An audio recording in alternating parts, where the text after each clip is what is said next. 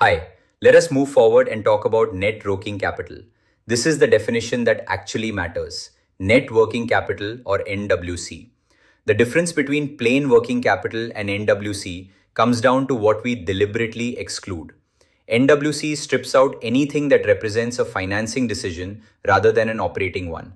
Cash sitting in your bank account, short term borrowings, the current portion of a term loan. Why bother making this distinction? Because when an investor, a lender, or an acquirer looks at your NWC, they're isolating one very specific question. How much cash does this business need locked up just to keep operating before we even get to how you've chosen to finance it?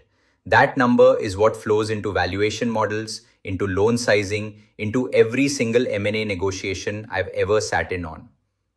So, Hamesha, what's included? Receivables, inventory, prepaid expenses on the asset side, payables, accrued expenses, deferred revenue on the liability side. What's excluded?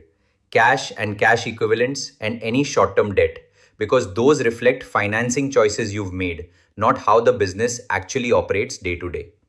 There's one subtlety here I want you to sit with because it's going to matter enormously in a few minutes when we get to our SaaS case study. Deferred revenue is included in NWC as a liability. That single accounting choice is what makes well run SaaS businesses structurally negative on working capital, which counterintuitively is a wonderful thing. I've reviewed fintech and SaaS pitches where the founders didn't even realize this was a structural advantage baked into their own billing model until we pointed it out during diligence. Hold that thought, we are coming back to it.